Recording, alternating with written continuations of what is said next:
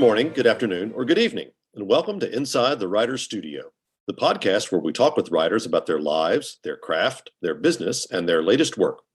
I'm your host, Charlie Lovett, and our podcast is sponsored by Bookmarks. Bookmarks is a literary nonprofit whose programs include the largest annual book festival in the Carolinas. Come visit Bookmarks at our community gathering space and nonprofit independent bookstore in downtown Winston-Salem, North Carolina.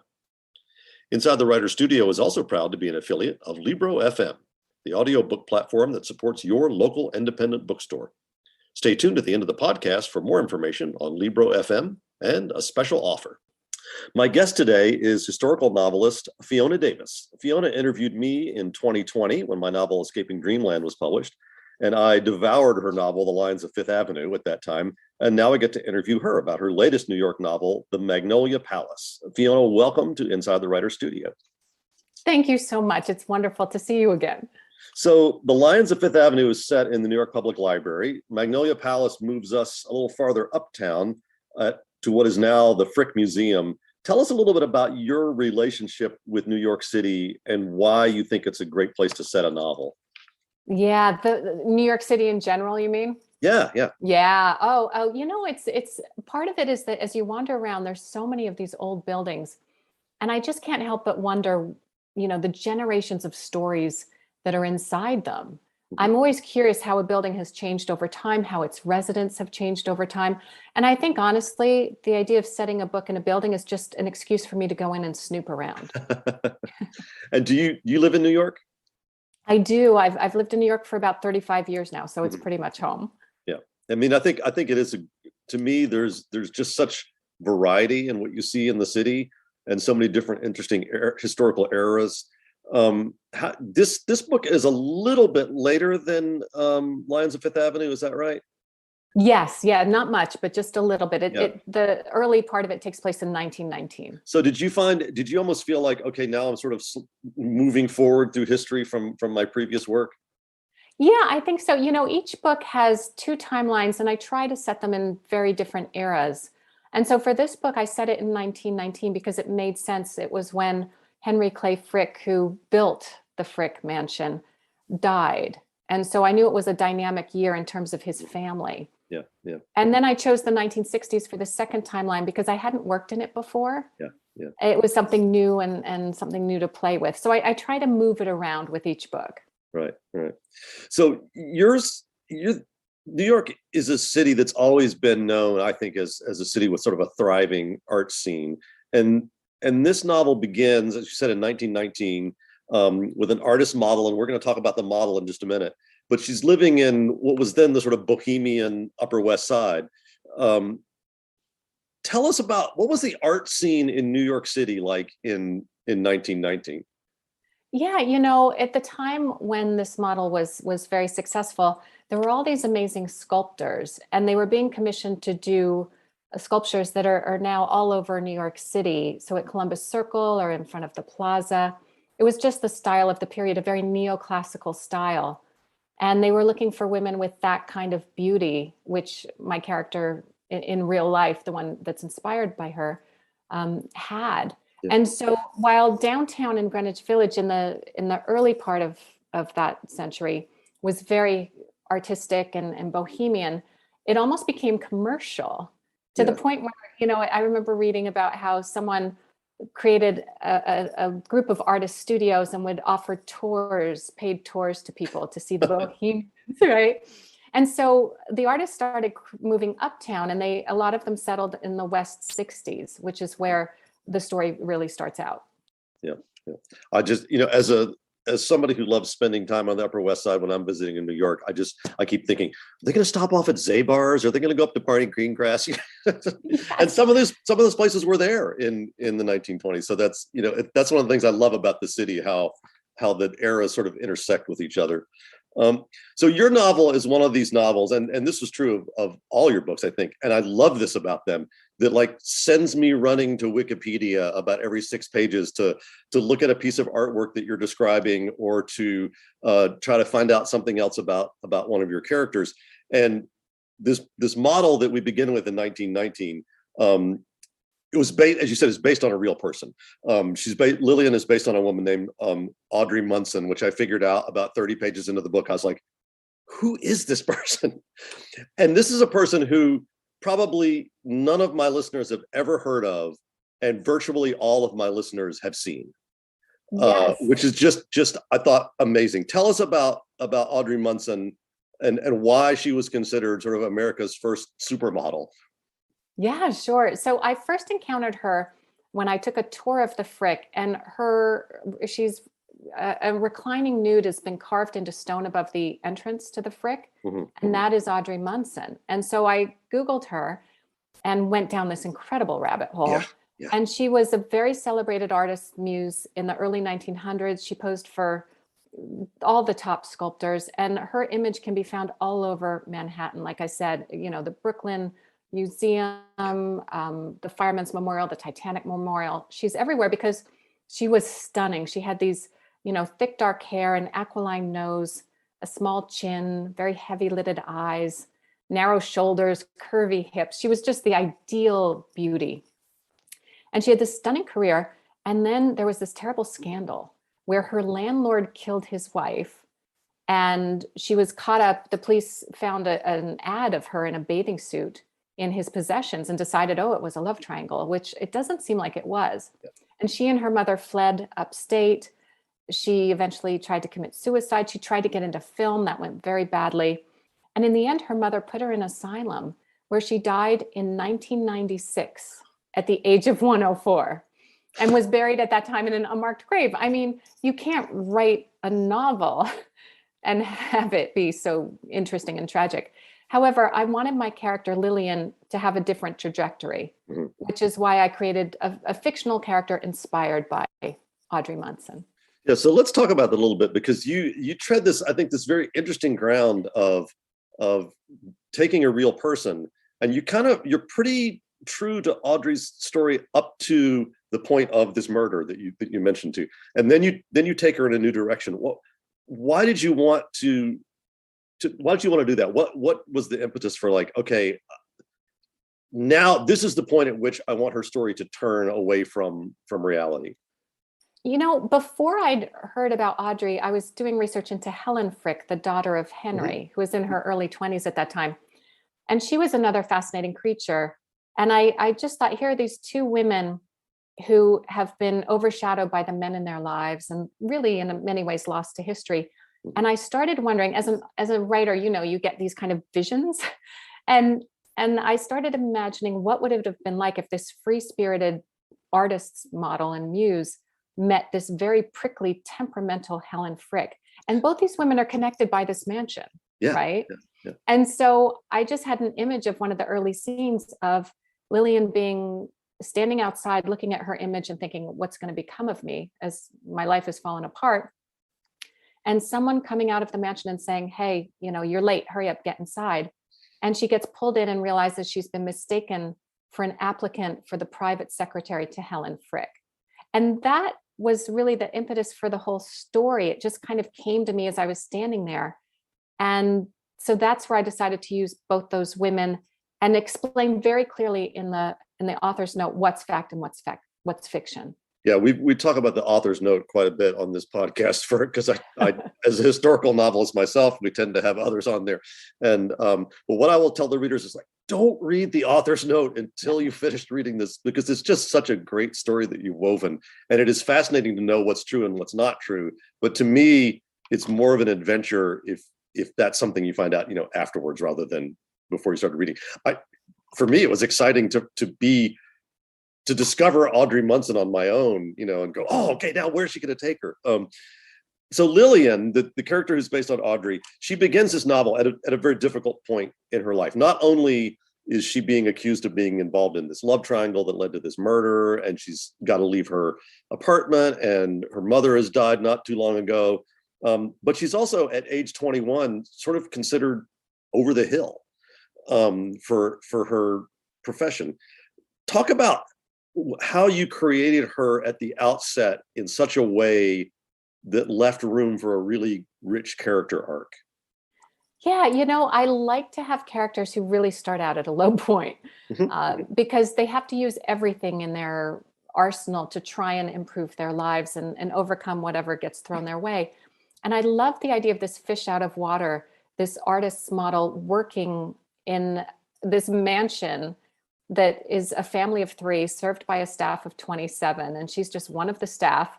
And, what a tough situation to be in, yet in that way she can hide out from the scandal and from the police. And so, for me, having her start there and having to transform herself, which is what she did as a model. With every sculptor, she had to become a different character. And so becoming the private secretary to Helen Frick is just another version of that. And can she pull it off? mhm, mhm, mhm. So, as you alluded to before, Lillian's not the only model who's in this novel. You have another model who comes to New York City in 1966. She comes from Britain, from it's the mod 60s, it's the Beatles, it's the Stones. What do you see as the key differences and similarities in the New York City of 1919 and the New York City of 1966 that you wanted to sort of tease out? Oh, that's great. That's a really good question. I love to show how the city has changed over time. And in fact, that one, with that timeline, I decided to give myself a couple of really tight constrictions where it's a limited number of characters, a limited timeline, and a limited location. So you really don't get to know the outside world much at all, only from the point of view of Joshua and kind of the context of the art and art history. So in a way, I don't compare and contrast as much in this book as I have in other ones in a lot of ways. But the way the Frick Mansion has changed in that it was this artist residence, or this, house for this very wealthy family who had a lot of family drama going on. And then it's this museum where people come and look at the art that feels like it's just frozen in time. I love that. I loved comparing that, especially. Yeah. And these, I mean, the two characters themselves, they, how what would you say they have in common, and what are their key differences? Because I found it very interesting the way you drew these contrasts between two people who have pursued the same career, find themselves in the same house, but under sort of wildly different circumstances. Yeah, so the character in the 60s, Veronica, is this London model who's doing this Vogue fashion shoot at the Frick that goes terribly wrong. And she gets trapped inside during a 3-day snowstorm. And she's just starting out in her career, really. So that's a good contrast to Lillian in the 1910s, who was at the height of her career. Mhm, mhm. And so Veronica's inexperienced, not quite sure how she fits into the whole thing, a little ambivalent about being a model and whether or not she really deserves to be there. Whereas Lillian, was celebrated and lauded and has all this confidence that only got lost after the scandal. And so they're very different in that way. And they're both questioning about what it's like to be looked at versus what it's like to be seen. Mhm, mhm. And that's really both of their trajectories, is how do I make people see who I really am and not just the image that they want to see? And I feel like they both come into this house, I mean, or approach this house, because Lillian doesn't think she's going to go in, um, thinking that their experience is going to be one thing, and then it becomes something very different. I mean, Veronica becomes something, I don't want to give too much away here, but she becomes something much more than just a model who's there for a photo shoot. Lillian becomes something much more than just someone who stops to look at her image on the pediment. Um, what is it? Do you feel like it's that space that does that to those characters? Is it just the story that you wanted to write? What is it that sort of makes them so much different than what their expectations were? Yeah, I think with any book, you want to take the reader on a real journey Mhm, where the character transforms, the people around her are transformed. And so you can see how they've grown as people over the storyline. And so for both of them, they have this really huge arc of starting in one place and then ending up in another that, is hopefully very different, and that they had to draw on all their inner reserves to get to that place. yeah, yeah. And so that's really how I work at it, is how do I get them from point A to point Z, really? So the character that Veronica interacts with the most probably is tell us about. I found him probably one of the most interesting of the minor, I guess you could say, minor characters in the novel. Joshua, tell us a little bit about him. Yeah. So, as I was writing the book, it was in 2020 when a lot of America was in a lot of turmoil. And it started me wondering about what's missing from very Eurocentric art history, and that is diverse perspectives. Mm-hmm. And so at that time, I started calling and reaching out and interviewing Black curators and art world experts to find out what their experiences were like. And it's a tough thing to break into, the art world, never mind if you're a person of color. Yeah. And they talked about what they went through. And so I created Joshua, who's Black and who is an intern there. He wants to be a curator. And he's named after the first, considered the first Black painter in America, Joshua Johnson, who was painted affluent whites in the late 1700s and early 1800s. And he gives a larger context to the art on the walls at the Frick. He knows the art really well, so he's helpful in that scavenger hunt. But at the same time, he kind of opens up Veronica's eyes to the point of view of the family and the greater art world and what's missing from that. And that is the missing stories of Black artists. Mm-hmm. Mm-hmm. One of the other similarities that struck me about these two models in these two different time periods is they both have undergone the loss of a parent. Why did you want to do that? How do you feel that shaped their characters? I lost a parent early in my life. I've written about characters who've lost parents. Sometimes I don't realize that I've done that until like after the novel is published and people point it out to me. Yeah. But what was it about that for these two characters that drew you in that direction? Yeah, well, in the 1919 story, as I did research into that era, of course, the Spanish flu was a huge, issue back in 1818. And in fact, the last wave of it hit early 1919. And I think because we were in the pandemic, I wanted to allude to it without having the book be all about that. Sure. And I also wanted that character to be very much alone so that she doesn't have any other alternatives at the point of the beginning of the book. And so having her mother pass away from the Spanish flu, really her anchor is gone because her mother helped her throughout her career and was there to keep her safe. Yeah. Yeah. And so in a way that makes her very vulnerable. And for Veronica, having lost a parent a little bit before the book begins, again, it means she has to take care of her family in a way that, normally her father would have. And it puts her under a lot of pressure, which is really great for a character in a fictional novel. Yeah, I think the background of Veronica, she has is it a twin sister who's been institutionalized, and she wants to, raise money so that she won't have to be living in this institute. It really, as you said, it really sort of ups the weight on her shoulders, this backstory of it's not just a job, it's not just a little money, it's like changing the direction of her family. Yes, yeah, exactly. It's awful to do to characters. I think as writers, we're not very kind, but it makes for a good story. Yeah. So one other thing that kept rolling through my mind is I'm thinking about these two different time periods, and I'm thinking about Vogue magazine 1966 and a statue out in front of the Plaza Hotel or at Columbus Circle. And I'm reading a novel. I'm thinking about the different literary contexts, the literary styles of the era. I mean, I know Ulysses was published in the 1920s, but if you think about the contrast between, say, Edith Wharton and Hunter S. Thompson, that 40 years is gigantic. How did your own writing style sort of incorporate those different time periods? Yeah, when I'm writing the older time period, my parents are both English, and so I tap into the way my mother speaks, which is just a tiny bit more formal than the way we talk today. And that helps ground those characters and that dialogue in that time period. And for Veronica, it was fun to do a 60s model with a really crazy haircut. Yeah. Because that's what gets her noticed. And at the time, that's what was, very hip and happening.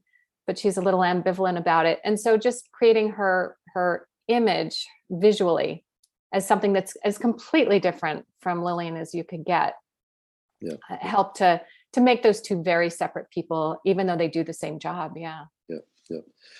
Lillian grew up finding the female form, as you say, neither beautiful nor obscene. Let's talk about modeling for just a minute, and especially today in our society. Do you think that modeling, like Lillian and Veronica's modeling, can sort of objectify and demystify at the same time? Oh, that's so interesting. Yeah, for Lillian, modeling in the 1910s, while while she is very comfortable doing it, because the artists are using her as a model for art Hmm. and for something that they hope will be lasting and beautiful, and which was. Because of that, she is very grounded in what she does, but she understands that the rest of society does not think so. Yeah. Anyone who takes off their clothes in front of a man who is not their husband, that is scandalous. Yeah. And so she's walking this weird line where she's a part of fine art, yet looked down on by society as, kind of trashy. And yeah, I think today I can't imagine what it's like to be a model today. Just to be always have people looking at you and how you look and have that be the most important thing. And Veronica in the book is really questioning whether that will work for her, and also I think it's so hard as you get older of what happens when you are celebrated as this beautiful young thing. What happens when you're 40 and 50 and 60 and people look at you differently? Yeah. And Lillian too has this, I think we now think of modeling as primarily sort of a commercial endeavor. People model in order to be on the cover of a magazine, to sell clothes, to sell products, not so much to inspire public sculpture. But Lillian kind of straddles that line because she is an artist model, but she also shows up in commercial things as well. Can you sort of address that a little bit about how the idea of modeling evolved over the 20th century? Yeah, and for the actual character, the actual person, Audrey Munson, she started out as this beautiful artist model for sculptures and that were considered public works, and how incredible. But as things got harder, she would have to do things like ads for bathing suits. Yeah. And then eventually she tried to break into the film industry, where she was basically naked running around these films, which did not go over well. And she just could never kind of break out of being seen as a woman of beauty as opposed to an actress or someone with a serious nature. So it really was difficult, very, very difficult for her. Yeah. Well, we've been talking about two of the main characters in this book, but there are others, and I would argue that one of the main characters in this book is a building now known as the Frick Museum on Fifth Avenue in New York City. I was in New York a month or so ago, and I remember running past the facade when I was in Central Park. And one of the challenges and rewards, I think, of writing historical fiction is the chance to bring a really specific setting, sometimes a setting like this that still exists, to life in a previous era. How did you approach the challenge of taking this building that you can walk into now, that's a museum, and moving it back into the late teens and early 20s? Yeah, for a lot of it was getting inside and getting a behind the scenes tour of Mhm. all the different floors so I could see what the layout was, and it still feels very much like it was back then. And so that helped a lot. And then it's just doing tons of research and making it feel like it's my home. So I get inside and I can, even if I had to do it virtually because of the lockout, I could get inside through their website and look at a 360-degree view of each room as I was working. And that helped so much as well. And it's just learning about the family that lived there, the era that it was there, and walking by, just like you said, and studying it, trying to figure out how it worked as a house and then how it worked as a museum. Mhm. Mhm. Are you able to find, is there documentation about when it was a house, this painting was hanging on this wall in this room? Because there's a lot of sort of key things in this novel about where a certain painting is or a certain artifact. Right. Yes, as part of the scavenger hunt. And what's great about the Frick website, and also their archivists were really helpful Mhm. in sending me things like dinner party menus from 1915, Yeah. Or I could see photos of the rooms that were the bedrooms that are now not public and that are now offices. So I could get a really good sense of what the rooms looked like after Mr. Frick died. And you know, what was his bedroom like? What was his study like? Oh, there was a piano there. Okay. And that all of that really affects the scenes as I write them. Yeah. And they also had things like payrolls. So I could see a list of all the staff, what they were paid, who they were, what they did. And again, that just helps, those details help bring the building to life. Yeah. Yeah. I'm sure there's a lot of mansions that have been turned into art museums. I live in Winston-Salem. We have a great art museum that was once a mansion. But the Frick is the only one that I know of that's a private residence that was built with the intention of eventually being an art museum. How did that idea shape the building itself, and how did it make it a particularly apt place for a narrative to take place? Yeah, when Mr. Frick had it built, it opened in 1914. His whole plan was that after he passed away, it would be left to the city. And so the building cost about $5 million to build, which today would be $80 million. So he really took some time, and he explained to the architect that he wanted it to be simple and conservative in every way, so that the prominent thing in every room and every hallway would be the paintings that he'd collected. He collected Rembrandts, Turners, Renoir. There are 34 Vermeers in the world, and the Frick has 3 of them. Yeah, yeah. Which is pretty incredible. And so, Amazing. you know, at the back, there's this huge room that normally in a building built at that time, it would be the ballroom, but he had it built as an art gallery. You know, he knew where he was headed, and it really served the city as they took it over and turned it into a museum, because the intention was always there. So for him, did he start collecting art and then build the house, or do you build the house and then start filling it up with art? Yeah, you know what? He grew up in Pennsylvania and made his first million by the age of 30. He started collecting art pretty early on. He bought his first Rembrandt in 1899, his first Vermeer in 1901. But at that time, they lived in Pittsburgh. The family was in Pittsburgh. And it wasn't only until the early 1900s that he decided they should move to New York.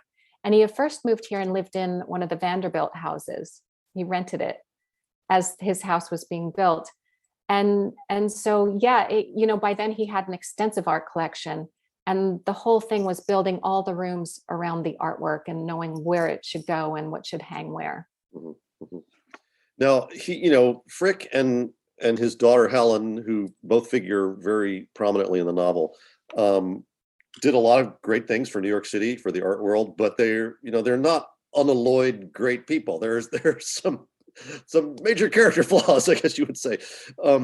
How do you incorporate those, and also how do you sort of balance the historical real person with the character that you really need to drive forward your novel? Yeah, it's difficult. I mean, for me, I love people who are flawed because it makes it very interesting to write about them. Frick was a very generous man in many ways. He was also a major union buster. Yeah. And there are a couple major issues in his life that were his fault. But he was just so rich, you know, nothing really ever touched him. Yeah. And his daughter, Helen, the same thing. She was a little prickly and temperamental and didn't really get along with many people. And she was known for, you know, dropping her friends if they bobbed their hair. And she wore a pompadour and bun her entire life. Yeah. You know, they were both really interesting. It was an interesting father-daughter dynamic. And so for me, that makes it really fun to write about, because what are their vulnerabilities? You know, what are their strengths? What do they want? And that hopefully infuses itself into the story. Yeah. You know, this story takes place at a time when women had just gotten the vote.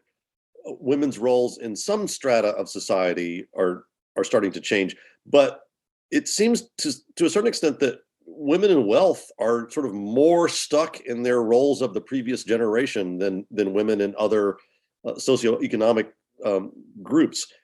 Tell us a little bit more about Helen Frick and how she sort of challenged that idea. Yeah, Helen Frick, when her father died in 1919, was left $38 million, which made her the richest unmarried woman in America.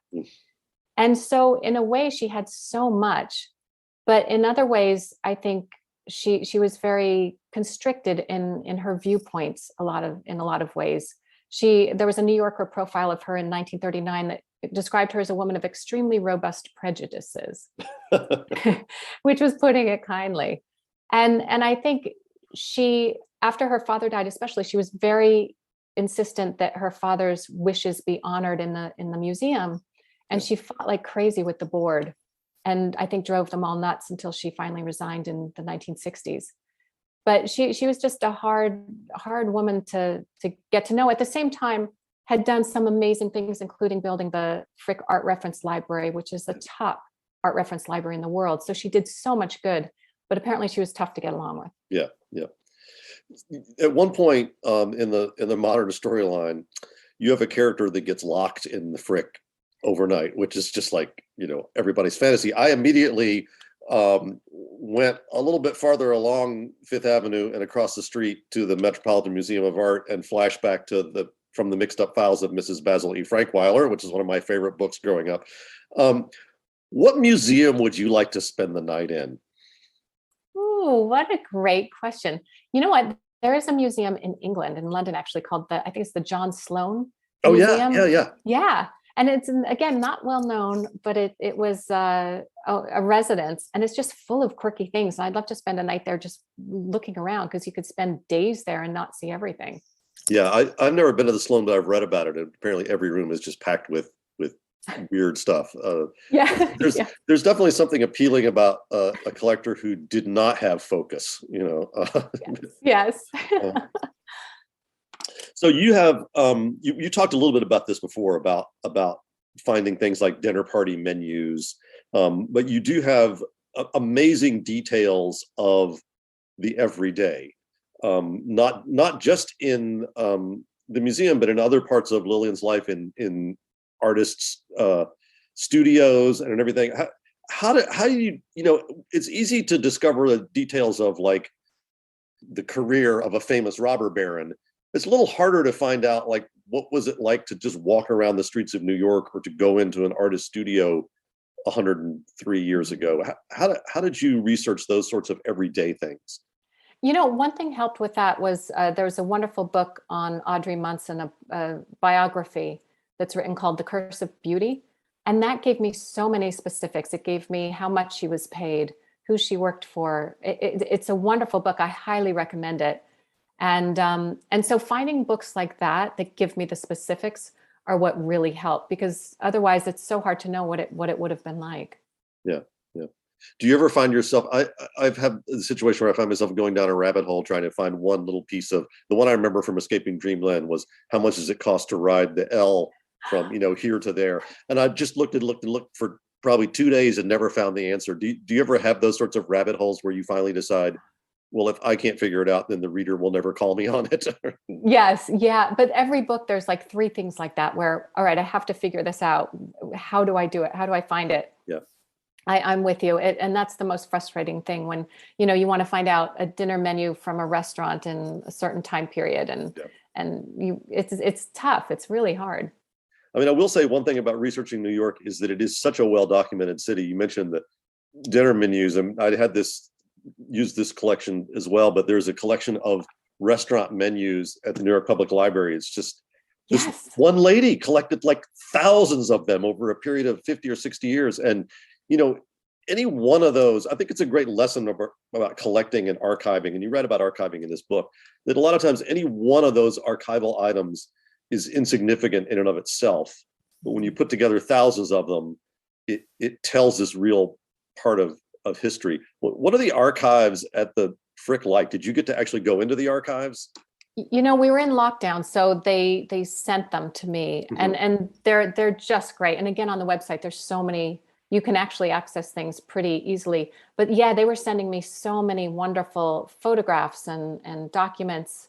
It really helped round out the story for me, which was great. Yep. We like to end every episode of Inside the Writer's Studio with the same 10 questions. You should be able to answer each of them in just a word or two, but hopefully they'll give our listeners a little insight into you and to your writing. So if you're ready, we will begin. What word do you love to work into your writing? Peripatetic. Ooh. What word do you hate to encounter in other people's writing? Any word that I don't know and have to stop and look it up. Where's your favorite place to write? In my home office in New York City. Where could you never write? In a coffee shop. I have too many books and things that I have to bring with me. People would be very upset. Yeah. To what rule of grammar do you pay least attention? Probably using M dashes within a sentence. Yeah. Too many of them. What's the first book you remember reading? Probably oh gosh, that's such a good question. The earliest books were the Laura Ingalls Wilder books that I really loved. Yeah.